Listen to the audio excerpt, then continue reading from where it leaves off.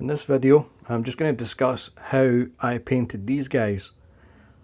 I'm not going to go through the whole painting of a figure because it'll just bore the pants off you, but I'll go through the equipment that I used, brushes and paint and so on, and then the procedure that I went through to paint them, because I paint them in a particular way so that I don't have to go back and repaint bits that I may have hit when I was getting further on. I usually go from the back to the front, but I'll explain that later. So first of all, let me show you some of the equipment that I used.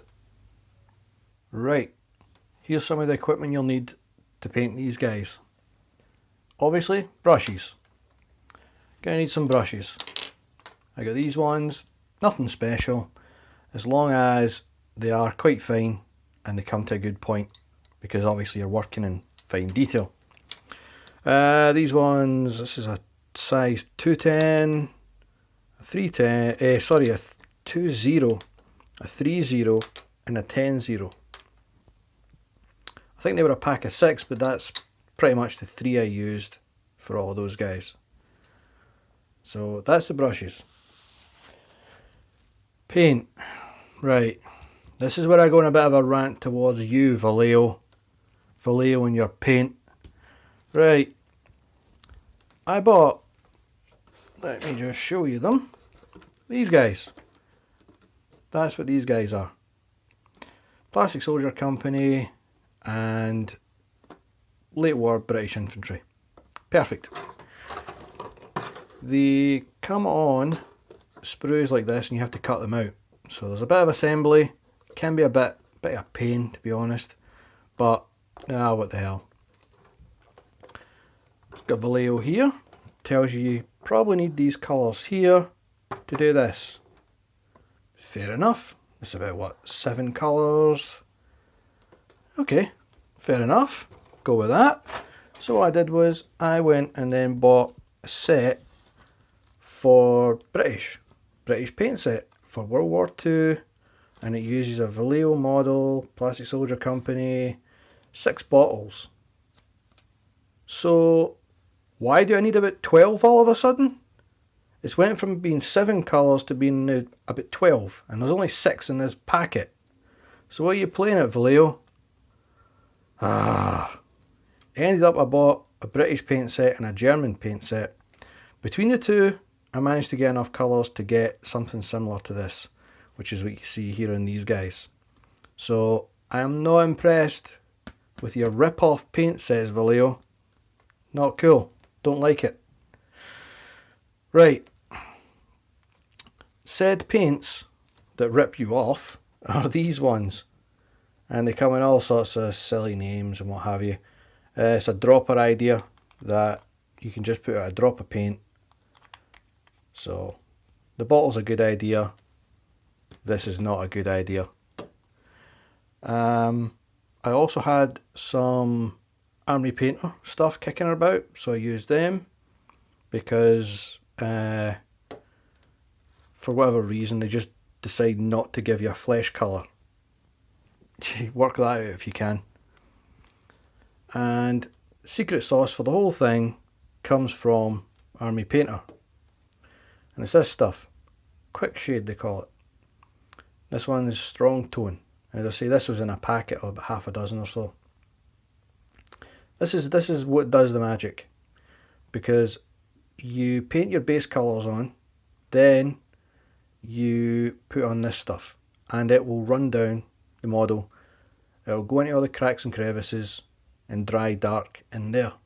So the raised parts really look lighter than the indented parts because they've got the Quickshade in them. This stuff can be expensive, but I've seen people on the internet using wood stainer, which is probably the exact same stuff, to be honest.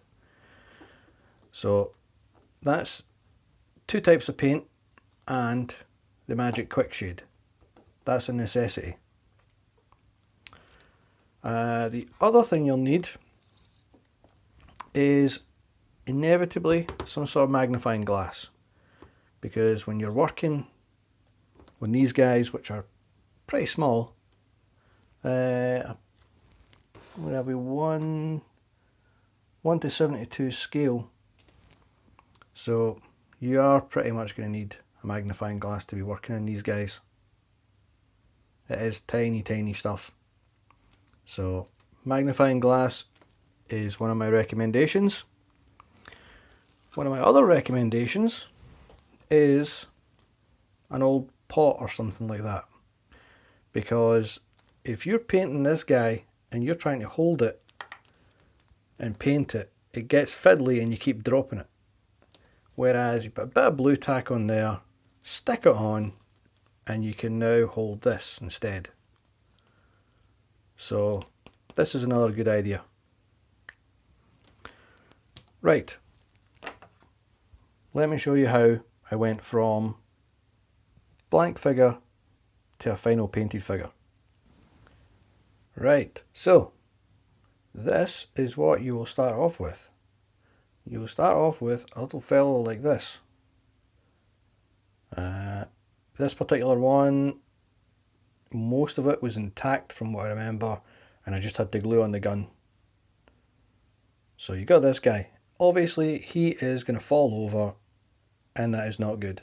So you need a base, and I just bought a pack of these. It's just little cut wooden discs. Bit of super glue in the bottom. You'll probably need to take a knife and flatten any sharp bits off the bottom. Stick it on. Done. Nearly ready to paint. Nearly. You need to do some sort of undercoat on it. And what I did was Army Painter, and it's a spray can. All I did was bit of cardboard, stuck about 6 of these guys in a line across the cardboard, and then just sprayed them. I used a box in the background to stop the spray paint going everywhere. But all you do is spray those, turn the cardboard round, spray them again until you've got a good coverage. There will be bits inevitably that you'll miss underneath, but it's no big deal. But you'll end up with something like that. Now it's ready to paint. Right, what I'll do is I'll show you some of these guys while I'm talking about what I was doing, and I'll put some pictures on the right hand side of the screen. So where I started was the skin, face and the hands, and the idea being that if I work from things that are further back in the model and then do the stuff that's further forward, then I'm not going back and having to keep touching up bits that I've hit. So slap on the skin colour. It doesn't matter if you get it anywhere else, because you're going to paint all the other parts anyway. Next comes the helmet. And again, the only point you have to be careful is where the helmet touches the face. If you get the helmet colour down here somewhere, doesn't matter. All good. So that was the first 2 areas. Skin and the helmet.